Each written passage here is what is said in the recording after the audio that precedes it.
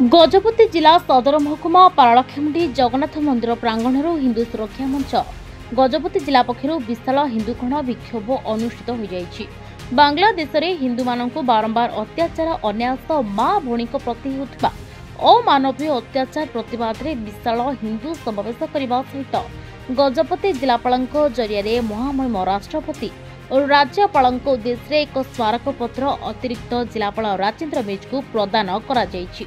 बर्तमान आप देखुं बांग्लादेश रे जो प्रकार षड्यंत्र करी हिंदू मान जी कि सब शांति सर्वत्र समस्त विश्व रे सर्व धर्म को समान मानी चलुले से आज शह शह संख्यार हिंदू मान हत्या करा जाउछि आउ निर्यातना करा जाउछि। से विरोध रे आज माननीय जिलापाल महोदय को आमे जो मानपत्र देबू। आज आम गजपति जिलार हिंदू समाज जिलापाल माध्यम रे राष्ट्रपति को अंतर्जातिक स्तर रे हिंदू मानक उपरे जो बांग्लादेश रे अत्याचार चलती ताहा बंद करा जाऊ से मेमोरेंडम देवके जाऊँ। आज साधु संतों उपरे अत्याचार इस्कन चिन्मय महाराज जी की समस्त को शांतिर दूत होकर शांतिर प्रतिष्ठा करुले तांको उग्रपंथी करा जाइए। ये गोटे विचित्र कथा।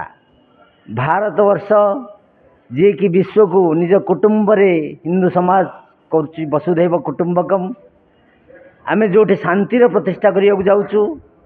शांतिर दूत होकर भगवान बुद्ध सारा विश्व को शिक्षा देते से हिंदू समाज को उग्रपंथी रूप से परिगणित करा होची। बांग्लादेश रे तांको ऊपर आक्रमण करा होची। किए करुची? उग्रपंथी माने करुचंती। जो माने नक्सलाइट जो माने देश को ध्वंस करिवे से सरकार वर्तमान हिंदू मानक ऊपर अत्याचार करुची। से बड़ अन्याय। तेणु विश्व स्तर रे अंतर्जातिक स्तर रे प्रधानमंत्री भी विचार करंतु, राष्ट्रपति विचार करंतु, गोटे विराट प्रभाव पड़ू जो कारण रू हिंदू समाज बांग्लादेश रे शांति रे सोंतु, शांति रे रोंतु। गजपति विवेकानंद भेरांक रिपोर्ट हिरांचल लाइव। तेरे एभली किसी गुरुत्वपूर्ण खबर देखा चाहती आम चैनल को लाइक, सब्सक्राइब और शेयर करें।